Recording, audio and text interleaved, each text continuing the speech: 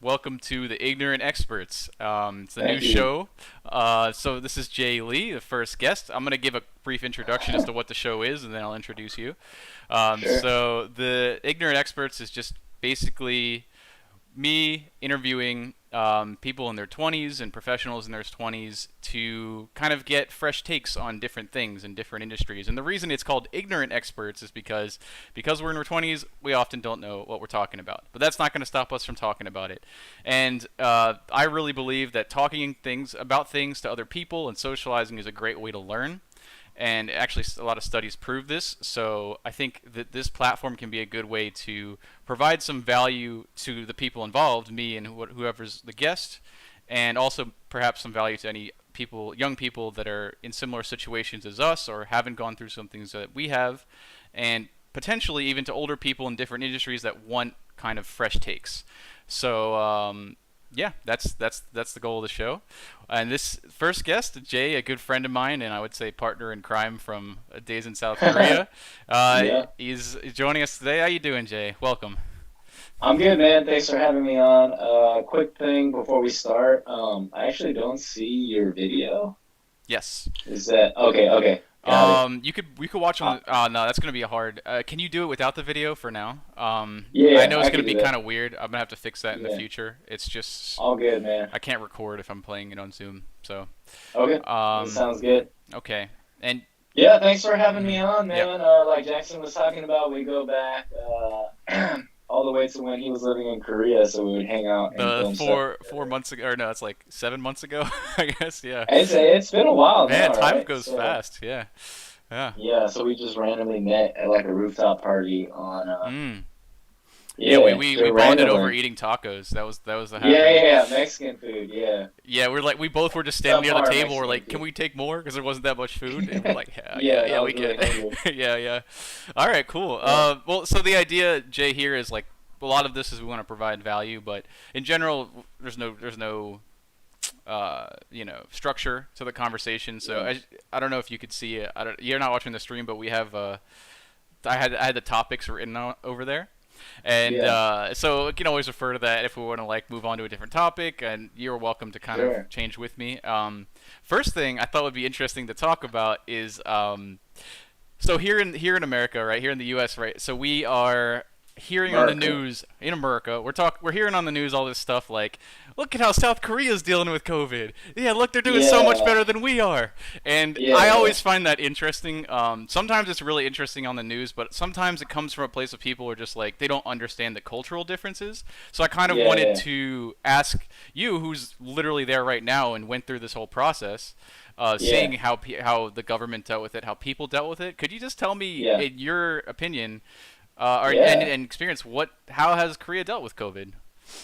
All right, so I think in order to understand how Korea has dealt with COVID, you have to understand that Korea has dealt with a couple of serious, potentially serious outbreaks in the recent past. So SARS and MERS, Hmm. and so they have this fear already built in like the populace of potentially dealing with the virus outbreak that's much more deadly than coronavirus, and they learned lessons because they dealt with it before. They were more prepared to deal with the outbreak now. So I think that helped a lot in allowing South Korea to deal with this current outbreak. And I think there's also like big cultural differences that allow Korea to deal with it better. So, for instance, my personal opinion is that Koreans are more willing to they have a more lenient view than Americans in terms of privacy. So right now, I think they just enacted a law. I mean, I hope I'm not wrong on this, but every time you go to a bar, like you're gonna have to have like a QR code, and you have to like sign in, and you basically are showing the government every single place that you go. So it allows for contact tracing, Hmm. and Interesting.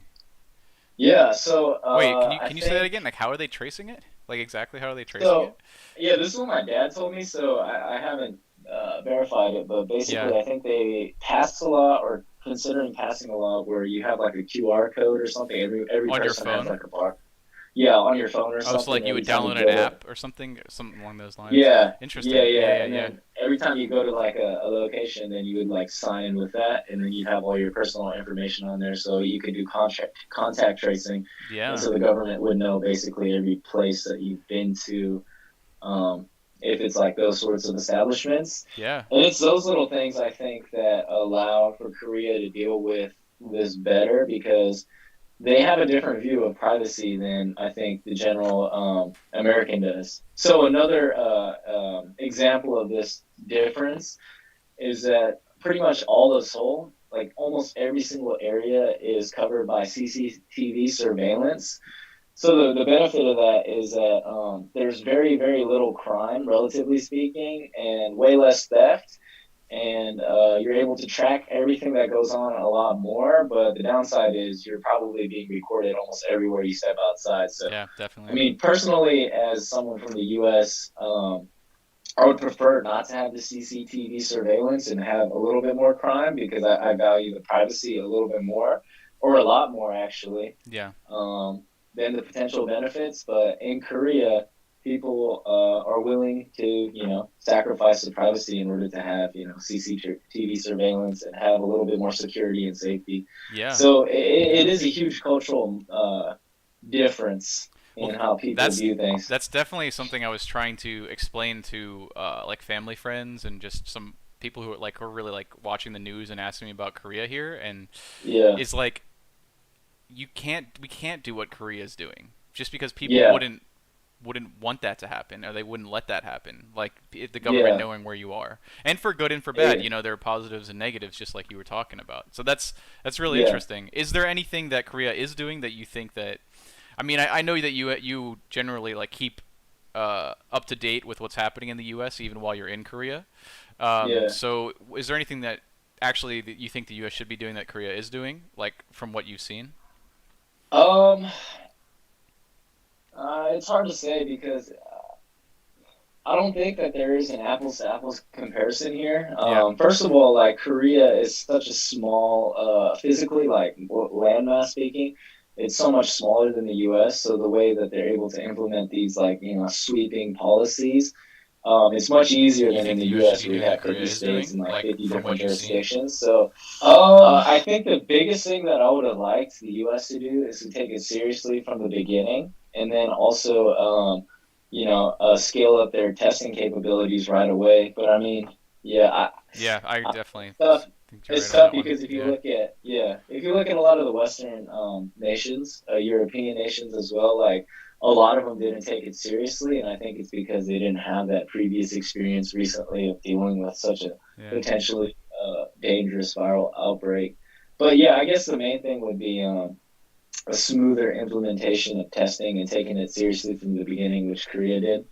But yeah, even when coronavirus was breaking out in Korea, I wasn't taking it seriously, and it's probably because of my like Western and U.S. perspective, I think.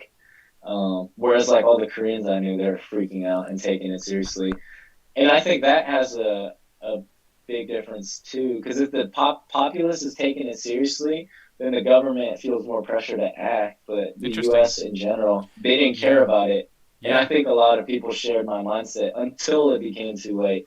And that's something I think we have to learn and carry those learnings moving forward. Well said. Well said. Yeah, that definitely Yeah, comes down to, in my mind, another cultural difference, like the kind of concern for like public well-being that is yeah. present in Korea, and not so much in generally in Eastern cultures, and not so much in the West.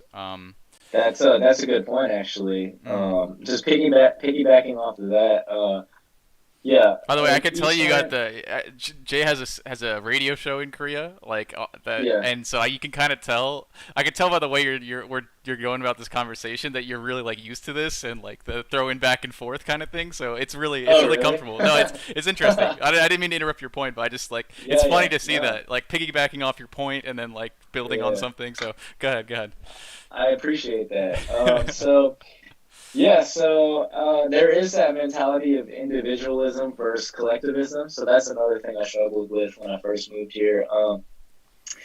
In the U.S., it's all about me, the individual, especially in a work setting. You obviously want to work for the greater good of the company, but it's about, like, how do I maximize my potential? How do I make the most of this opportunity? Whereas in like Korean culture, it's more about you have to pay attention to everyone around you, work as a team, always be aware of team dynamics. Yes, definitely. Um, Hmm. and that's another thing. Like Koreans are much more willing to sacrifice, I think, and take things seriously for the good of other. I don't know. Actually, that might Yeah, be I agree with you, incorrect. but I don't. I so there's an extra element in the sense that it's not just that people are more willing; it's that they almost are pressured to, if that makes sense. Yeah, It's a yeah, yeah, combination of both, likely. Like I yeah, noticed that in Korea is that oftentimes I've struggled with how to articulate this in the past, and yeah, even after living in 3 years for Korea, it's like difficult for me to talk to people about. But I think I've kind of figured out a way to say it. It's like in the West, we think about what I want, right? yes, And yeah, yeah, in Korea, and at least in my experience, it seems like often people think about what do other people want from me, in a sense. yeah, yeah, yeah, What am I expected to be? Not like in the West. What do I want to be? And so that yeah, makes it a lot, easier for a whole city like Seoul to kind of figure something like this out together. And in this kind of yeah. situation, it really seems to help out. Because Right. if you're not wearing masks and like you're going into somewhere and that's like really close quarters, like I don't know, you're gonna get ostracized. Like in the U.S. you still it's actually happening. There's more social pressure. It's interesting seeing that, Yeah. but it's you'll be okay. You're not gonna like have your friends like disgusted with you or as much or like that kind of stuff. So I don't know. Right. Have you noticed that as well? Like, would you agree with Yeah, that yeah. thing? That way of I stating would it? agree. Yeah. I think my personal example is in the US you buy a car for yourself, right? But Yeah. then like in Korea you buy a car so other people can see you in that car and then know, you know what I mean? Like Interesting. Yeah, yeah. you care much more about how others perceive you. That's why I mean, everybody's and rolling that around in apgujeong with those like motors and shit. And yeah, yeah. yeah, yeah, yeah. Anyway. Yeah. Uh, Side note, like one time I was in Gangnam, like the posh business district of Korea, Yep. and like I went there a couple of days in a row, and I saw the same guy in a Porsche just driving around aimlessly with his windows down, just like trying to look cool. Like You think he's trying to find a girlfriend or something? Like probably, probably. probably, yeah. I was with my parents when they were visiting, and we were just going there to eat all the time, and we saw him again, and he's like, "Oh yeah, this guy thinks he's so cool, you know."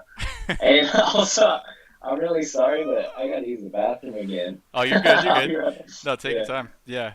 I'll be right back. I'm gonna. Hold on. Okay. Cool. I don't have anybody to entertain that's live for now, so that's good. I can't hear you. Hold on. Are you talking? Oh no, no, no. I was looking at the stream. He left. All right. Yeah, this is a really interesting conversation.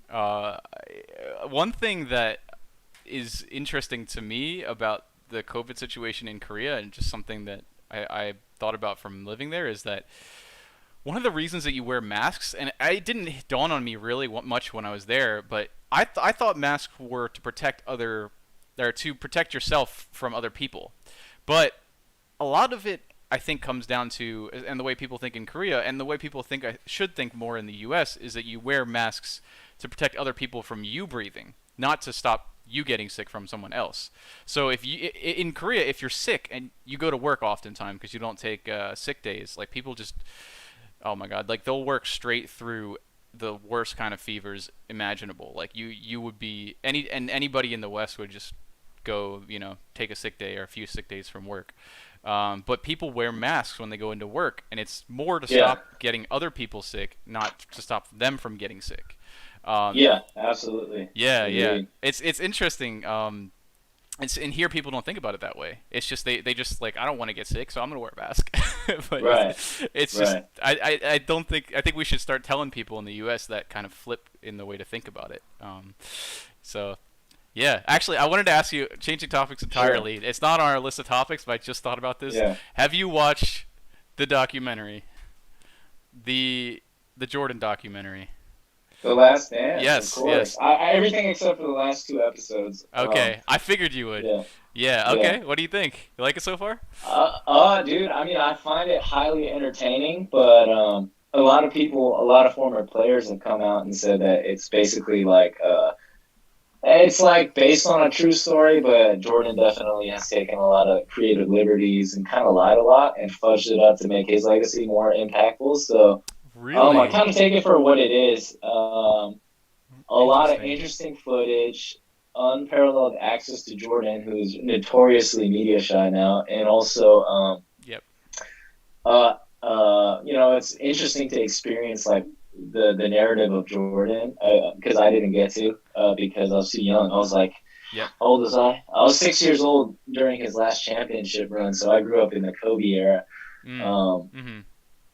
yeah, so I mean, I find it interesting. Also, it's definitely not uh, a documentary in the sense that the subject is the person with the final cut privilege and So final is he an say over the executive production. producer on it, Michael Jordan, or like sort of a producer on it at least? So basically, he had a documentary film crew follow him around for the Yep. last season of his championship run on the Bulls, 98 Bulls. Yep. And he basically had final say over what happened to that footage. So this documentary producer, the producer of that, the director of that series, The Last Dance, he made other sports documentaries like Allen Iverson documentary, and then he's always heard about this footage that there's this footage of the Last Dance, the last season, Yeah. and so he went to Jordan and he pitched him on the idea of making this series. So Jordan had the And so footage, like he had access to it at that time. Jordan had the say so, the final say so of Gotcha. whether it gets made or not, and then also he had final cut privileges. But apparently, according to the director of this Last Dance, he didn't request any cuts. Well, But there's if you look at definitely like Jordan doesn't look great in a lot of the situations, and I mean, right, overall, I think it's a pretty good legacy of him. But there's yeah. sometimes you're like, damn, he's kind of an ass, you He's know? an asshole. Calling Yeah. a grown man like a bitch and a hoe, like during practice or punching him in the face. I hold on, no Obviously. spoilers. I think I'm on episode 5, or I'm gonna watch Oh, okay, 6 like okay, tonight, later tonight, I think. okay. So yeah, no spoiler. I don't think I've Yeah, gotten there yet, but man, it is crazy like how much he wanted to win and like what that yeah, does to the people around you. Like, right. do you think Pippen would be a great player without Jordan? Um, Pippen was a great player, but Like, without as would he Jordan, have any legacy? Like, would you even know who he is? You it's know? hard to say. I think he had the potential to be a great player, but obviously playing with someone like Jordan brings out the best in you, just due to the competitive nature. I think that it was like a symbiotic thing. Yeah. Jordan wouldn't have He six needed a right hand man to championships. like really support the Yeah, team and help him, because he was just it was scoring all the pretty. time, right? Like, yeah, he needs someone to pass on the ball, and like Yeah, Dennis Rodman I playing mean, D. I actually didn't know. I know who Dennis Rodman is. I didn't know he was on the yeah, Bulls before watching this. It was pretty funny, like right. seeing his Yeah, he's story, and crazy. he's Yeah, nuts. I actually he's hilarious though. Like, man, yeah, I wonder what he's saying about this documentary. I kind of am curious, like yeah. if he has Pippen, any Pippen is spots. pissed though. Oh, is he Pippen, really? yeah, Pippen was apparently not very happy with how he's portrayed. But Interesting. definitely, Hmm. I was interested by the fact that MJ said every time you bring up my name and my championships, you have to bring up Scottie Pippen. That's So good. that is the ultimate sign of respect, especially from someone like Jordan, who Yeah. he doesn't give out praise easily. That's Yeah. for sure. No. So for That. him to admit that is, I think, it's a sign of how great of a player he was. Yeah, and there was that point where he kind of started sacrificing his own points for the team. They were talking about it was Yeah. like '93 or I forget what year. Uh huh. But yeah, man, it's crazy. I'm enjoying it so far. It's like Yeah. I'm watching it with a friend who's actually from Chicago and like a big fan. So Yeah. it's kind of like Yeah. we're watching it on Zoom. So we still can't leave Yeah. our houses here in the U.S. You lucky ducks over there, lucky bastards. That's pretty sick. Yeah. But no, but yeah, man. I wanted to actually ask you, can we change topics, or do you have anything else to mention Sure. on that? Okay, No. Yeah. cool, cool. Go for it. Because I probably anybody watching this might not have seen the doc, and then they're just like tuned out for the last 10 minutes. Right. Okay, so question: could you actually just fill us in, whoever's watching and me, like, and I know part of your career path, but I know that you didn't want to be so to anybody listening right now, like Jay is kind of working in a mix of digital marketing and video production, and some photography as well. But is that accurate? Yeah. Yeah, I would say, yeah, Mhm. mainly doing digital advertising and then video on the Yes. side. And then, yeah, just But you doing but you personal didn't start projects. out like this. Like you kind of came into that later. Like you didn't study that in school or anything Yeah. like that. So I'm curious. Could you tell me about your journey, like figuring out your Oh, yeah. career? Like I know you went to law school. Maybe you could start like around there or before that, and just walk us through like your thought process and how and like how it's changed over the years. Yeah, dude, I've had a very, very wild and varied career. Maybe not wild, but varied for sure. And you're I'm like like, 27. yeah, Yeah, like most people don't say that until they're like 40. A lot of the time, yeah, or man. some people, yeah. 28 now. Yeah, Or 28, slowly yeah. getting Happy closer belated to then. 30. When was your birthday? Thanks, man. April 12th? Oh man, happy belated. That's awesome. Okay, go ahead. Thanks. So yeah, let's see. When I was in college, I wanted to be a journalist. I worked for my university newspaper, and I answered for the LA Times for a summer. And I was all set to become like a journalist. And then once I graduated, I realized I didn't want to be a journalist. So I was kind of thinking of what I wanted to do. So I was like waiting tables and doing Uber, and then I decided I wanted to go to law school. And so during that time, I studied for the LSAT, applied for law school for the next year, and then sent out my applications. And I just picked up like a full time job doing like data entry work. Hmm. And then what happened is I was doing the data entry work, and then I started doing a little bit of research for products because they were an e-commerce company and they use data to inform purchasing decisions and product development decisions on making products to sell on Amazon. So while I was doing the data entry level job, the CEO, I started getting close with him, and he gave me like little side projects to do. So I was doing that before going to law school. Then I got to law school, quit that job, got to law school, and then I realized before I went, I was on the fence. I was like, I'm not sure if I want to be a lawyer, but I'm going to give it a chance. Why did See, you want to be a lawyer? Like, could you explain that a little bit more? Like, yeah, to be honest, I felt like, like being a lawyer has prestige, and it's just, I mean, supposedly a stable career, even though it's really not not anymore because it's anymore. Yeah, everything I don't so think it's a good idea to go competitive. to law school anymore. I mean, Unless you're yeah. absolutely sure you want to be a lawyer, Hmm. and you know what that entails, and you have like a career path, and you get into a decent school. Fair. And so, but like you always watch like legal dramas. Like I was watching Suits, and like, and I was like, this is gonna be so cool, intellectually stimulating. I'm gonna be rich, and I'm gonna have like all this cool office stuff going on, and I'm gonna be fighting for Yeah, people, and wear suits and like drink, $300 bourbon on the rocks, yeah, after a long day of work, yeah, yeah. in a skyscraper. So, yeah, I did that, and I realized, okay, I do not want to be a lawyer, especially after seeing how unhappy or tense or stressed out like 70% of the class was. And so, I was like, okay, I don't want to do this. So I decided I'm going to drop out after 2.5 months. And Hmm. then I moved back to that company where I was doing data entry, and I started doing product development for them. So I did that for 2.5, 2 years, I think, 1.5 to 2 years, Hmm. where I would, do market research and then figure out cool products to launch. Hmm. None of Interesting. them were a success. So I wasted a lot, not wasted, but I'm sure like you learned a lot in that process, though. Like, learned a lot, yeah. and trying to get their product business off the ground. Hmm. Interesting, but by then I realized I wanted to live somewhere new and decided I wanted to go to Korea so I could try to learn Korean, and then went to Korea. But before I went to Korea, I was figuring, okay, how am I gonna make money in Korea? So me and my friend, we decided we're going to try to start like a digital marketing agency, and we pitched one of our acquaintances CEOs. um, we heard they needed digital advertising, so we just made a pitch and pitched the CEO, and then like a month later he emailed us back after not responding. It's like, okay, we're interested in doing it, and then that's how I started doing that, digital Interesting. advertising. Yeah, man, So that's a cool story. Like you've told me that before. yeah, Like that's yeah. something that most people wouldn't even think to do. Just Yeah. like, and then now you have a career from that. Like it's kind of cool. Like you have a good Yeah. job I'm and still like, working for them, yeah, yeah, yeah. and the crazy thing is I didn't have a lot of experience before I did it. Maybe just a little bit for my product development job. Since we were a startup, I had the opportunity to handle like a marketing agency and then do a little bit of my own PPC. So I leveraged that into getting that position. And then when I came to Korea, I started getting into video too. Mhm.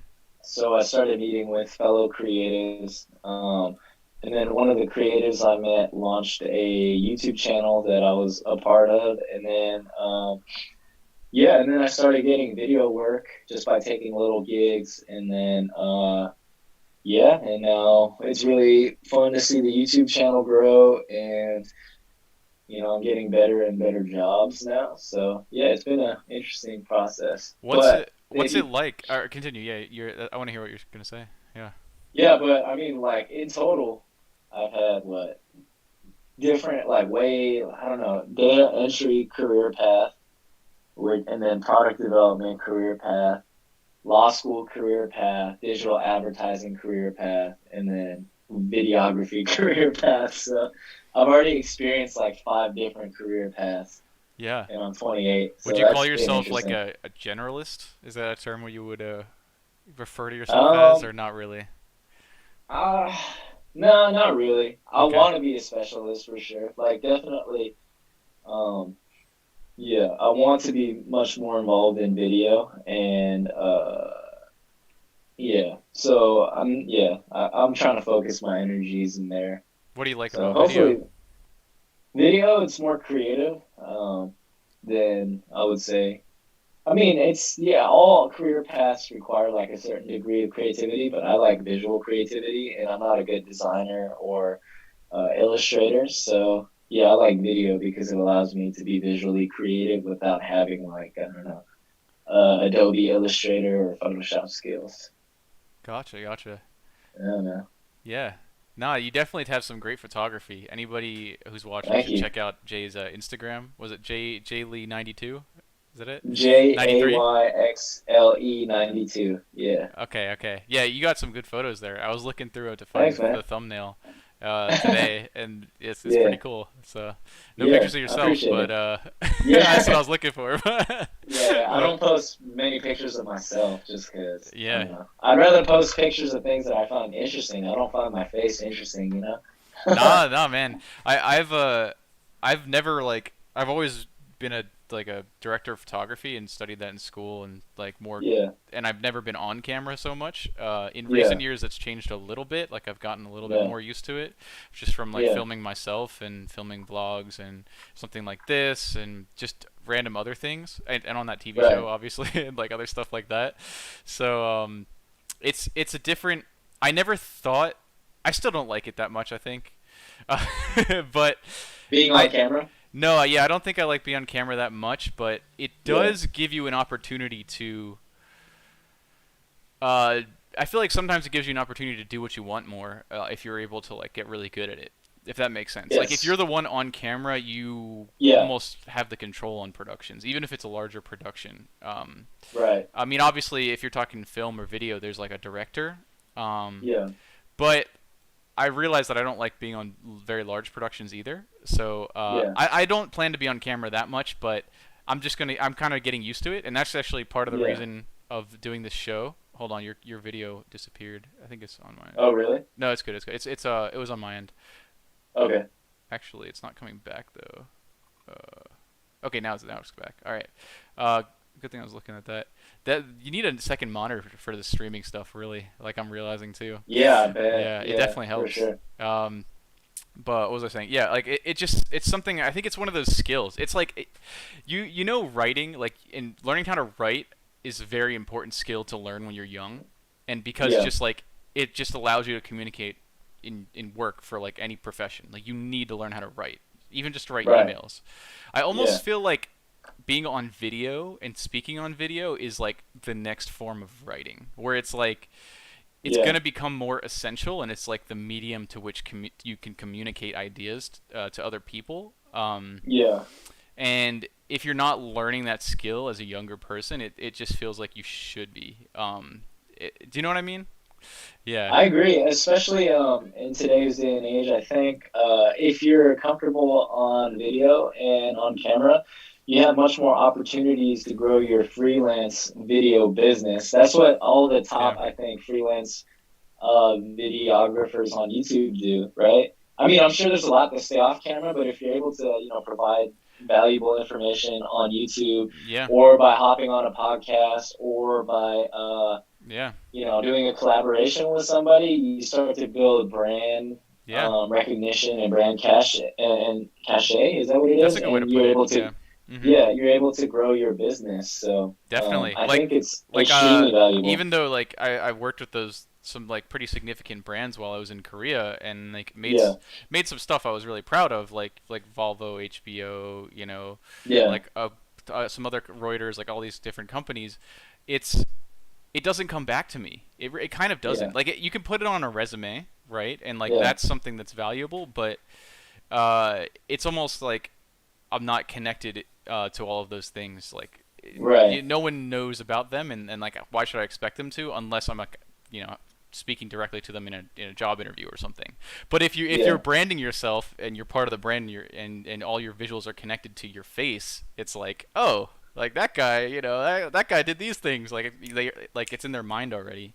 Are yeah. you talking I like agree. who are some of like the freelance video people that like the YouTubers that you watch? Like you mentioned that like Um, group of people. yeah. Yeah, So Brandon Lee is yeah, definitely, I yeah. think, one of the top.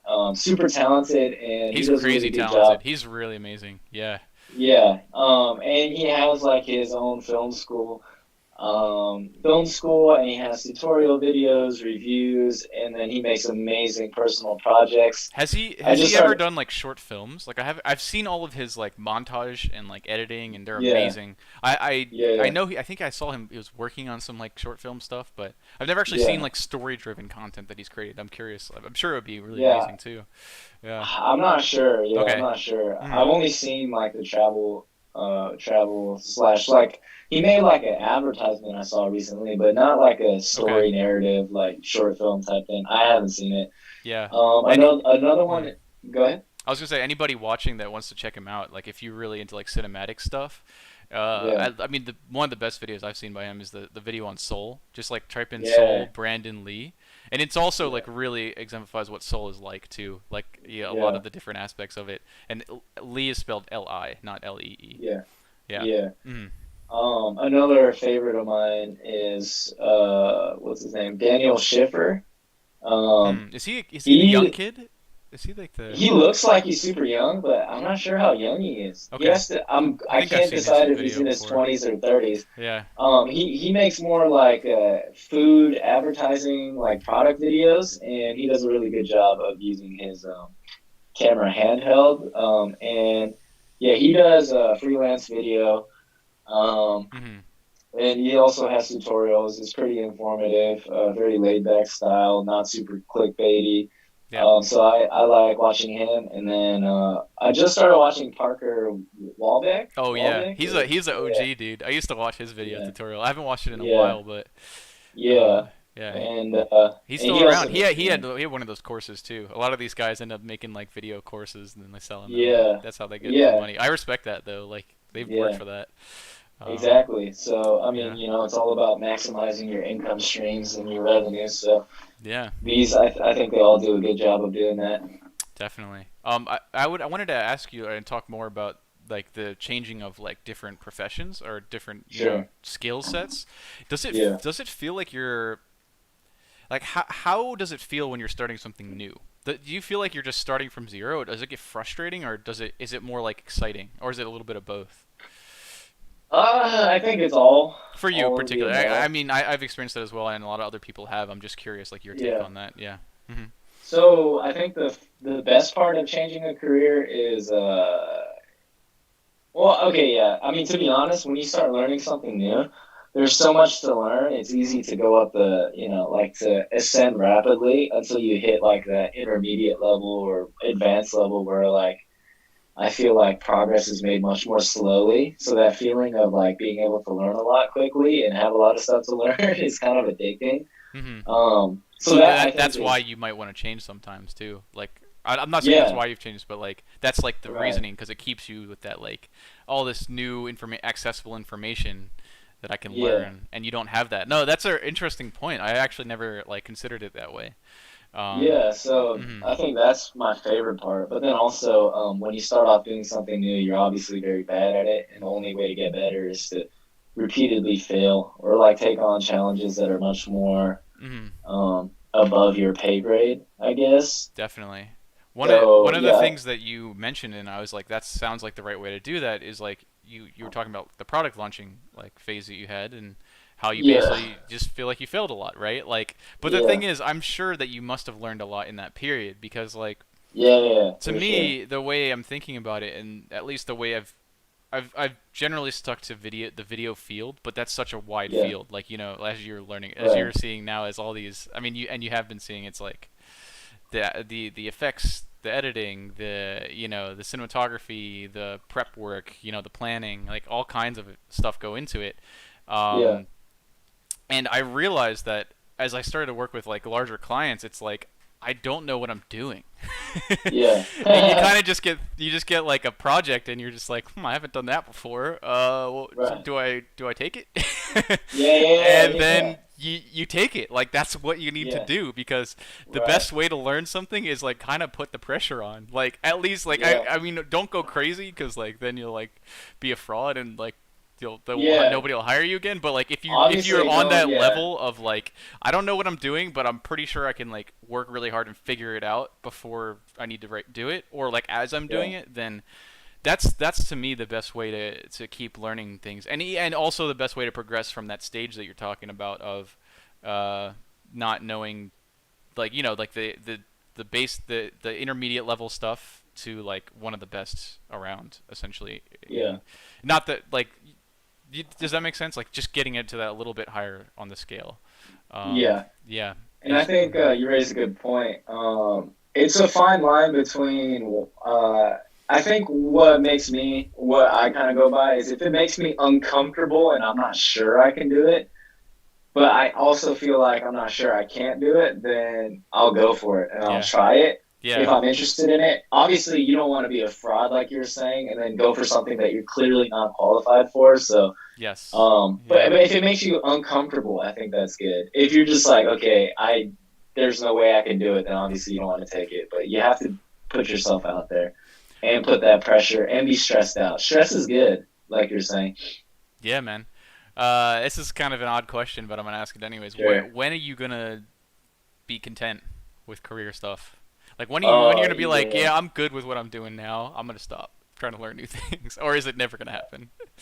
Uh, I don't know. Maybe when I'm older, when I'm like 60 or Yeah. 50, Yeah. 55, Yeah.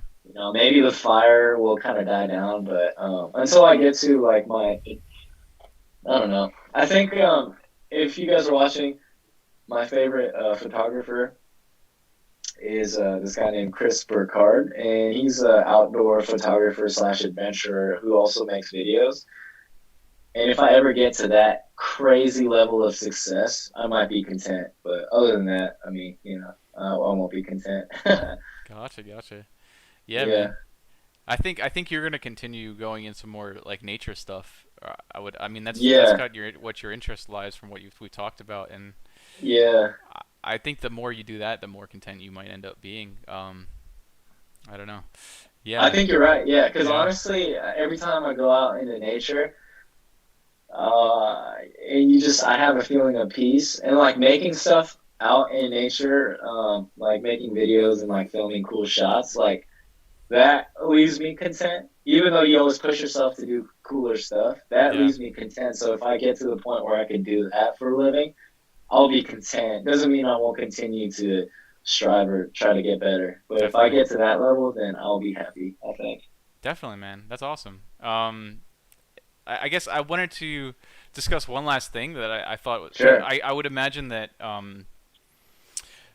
So to me, there's this struggle that I've dealt with regarding content, I guess, and this includes Yeah. photography and videography, but it also is related to almost any kind of creative field, and that's Yeah. balancing what you want to make with what people want you to make, like, and at a Yeah. basic level, and I've kind of found myself in recent years just I almost find creativity in trying to make the things that people want. Like Yeah. it sounds like it's not selling out to me. Like I don't know if Yeah. that makes sense, but there's a Yeah. lot of people that are very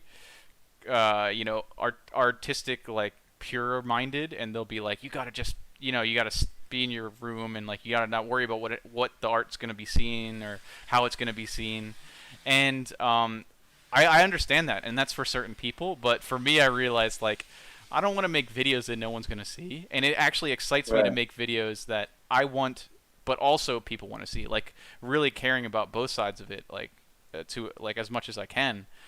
Yeah. And I guess the that's like a balance, and I just it's interesting to me because um, it's just like it's a constant struggle. It feels like it feels like it's a constant struggle, and then there's also the aspect of getting money from your work, which often comes from giving people what they want. Also, Right. um, so I guess what's your take on that? Like, where are you in that scale right now in your creative work, and Yeah. where are you going? Do you think? Yeah. So I don't think that's selling out because if your passion is to make stuff that people see or that people find value in, Yeah, then I mean, what's wrong with doing that? You know what I mean? I think it's selling out if your only goal is to make money for the sake of making money and you don't agreed. care about the quality of your content Yes. or what you put out as long as you make money. That's what I think is selling out. But if you're I think legitimately it doesn't passionate, have to just be money too. I think it can be. I mean, if you're only focused on viewership entirely, that's I would also call that selling out. Or if you're focused on the right, wrong goal, like right, if you want, I don't know, you want to make people jealous of your travels in your travel videos, like, and that's yeah, kind of yeah, like your subconscious goal, like, that's part. I don't know. That's not good either. I don't know. Maybe that's not yeah. selling out, but that's something that also is like connected to the money thing and all that. But That's yeah, just whack. I think that's like bragging. That's why, I mean, travel videos. yeah, There's so many travel videos of people doing backflips in slow motion and like just like them, like yeah. like all about them on a wonderful beach. Yeah, yeah, It with their provides beautiful nothing of girlfriend or boyfriend and like all that stuff. yeah, Yeah, yeah, yeah. and like to me, it does nothing for me. It feels like I'm watching someone brag about I how feel awesome their worse life after is. those videos, dude. I feel Yeah, worse because I'm just like, well, I'm not doing that right now. That must, and then your yeah, mind subconsciously is like, oh, that's what they're doing all the time. They must be like yeah. having a great life. And usually that's not true when you know them, but like it's yeah, it's crazy. Yeah, Yeah, yeah. I mean, I'm on the same page. But I mean, who knows? Maybe they think that they're. I mean, I tend to find I'm just going to go on a side note yeah, rant right here, but yeah. Go those for it. type of people who make those travel videos, they're always like posting on Instagram, like giving advice to people about how to be happy and like be content with your life and like be appreciative of the small things. And I'm just like, man, like you guys are really out of touch with the world. Do you think they're Um, happy, or is like, I mean, maybe sometimes they are, but that's a very general yeah, question. But yeah. sometimes I'm not sure. I think sometimes you can tell. I feel like that there some people aren't like Yeah. the ones that are telling everybody how to live their life or how to be happy. But some of them I'm sure Yeah. are. Some of them are fulfilled. I would imagine. Yeah, I can't tell if they're happy or not, but I Yeah, could only thing I could say is how they come across to me. yeah, And it's always like, yeah, it's kind of annoying when I see like super attractive people like post a picture of their beachside vacation, hmm doing like incredible things and being like, oh, I'm so self-conscious about posting this, blah blah blah. But like it's about finding the inner beauty and being happy with yourself, and then dude. you know what I mean? I It's that like that that's who's it's asking that's you? mostly on Instagram, dude. You always see It that. is. It You is. see these like that they care about the pictures, and they know no one really reads the captions that much, but they just like want to, and they don't have anything to say, but they're just like, Yeah. what do I They type? try Like to be deep. something Yeah. inspirational or deep or Yeah. related to It's the like, picture. damn. And, yeah, it's Right. it's crazy. I'd rather just say Yeah. like two words or some shit, like or just say Yeah. something It's like stupid, you dope know? ass beach. Yeah, Like exactly. hashtag flex. At Oh least that's man. authentic. Well, this whole thing makes me think about it, and like I'm kind of interested more in a little bit of marketing stuff these days, and Yeah. it's I know marketing's such a weird term, by the way. Like, who decided? Like, Yeah. I think it has a bad connotation actually. Like, marketing is just like Yeah. getting a message to people in my mind, Right. and I don't think it has a bad or good connotation. It all depends on what that message is. So like, Right. I think there's a lot of people that think that marketing it is basically it's good in its own right to be good at marketing. And I'm like, Yeah. that doesn't make any sense. It's like it's about the message that you're getting to people Mm. at a certain level. And so like to me, I think that it's really important to think about like what is the effect of my marketing. If I'm gonna push Yeah. something to a lot of people, like what is it doing to them? Yeah. And I think a lot of people skip that step. I would imagine that are Yeah. and maybe you just don't have time because you're so focused on the technicalities of how do I get this to people, or you need to make money, and that kind of clouds it, and so, which makes sense. But Yeah. that's just something I was thinking about. It's like, what is the message? That's the key Yeah. here. That is 100% the key here. What feeling are you projecting to the people that you're making these things for, and what information you're giving to them, what value, all that kind of stuff.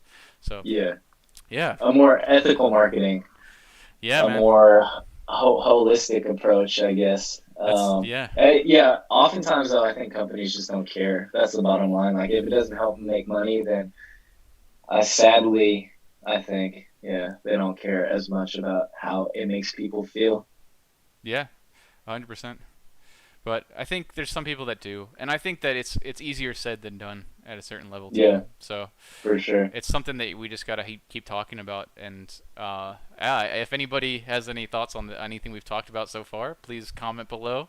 I think we're gonna wrap up here, Jay. We've been on Cool. for I think maybe about an hour here.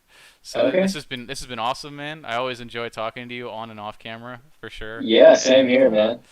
I don't know, like I'd love to have you back on. I think what I'm gonna do to anybody listening is I'm gonna put out one of these every week, talking to somebody else in their 20s about whatever their industry is, or they might feel like they have some value to bring about. And I really enjoyed this conversation, Jay, because Same there's a here. lot of people that don't know about Korea and don't know about this other kind of stuff. And so I hope it was interesting to people. And either way, it was fun for me. So Yeah, thanks for that's a having good me thing to on, keep it man. going. Definitely. Yeah, Yeah. it was my pleasure being on the show. Thank you. Best of luck with the future episodes, and I'm pretty excited to see how this pans out. Thanks, brother. All right, and All right, man. signing off from the ignorant idiots. All right.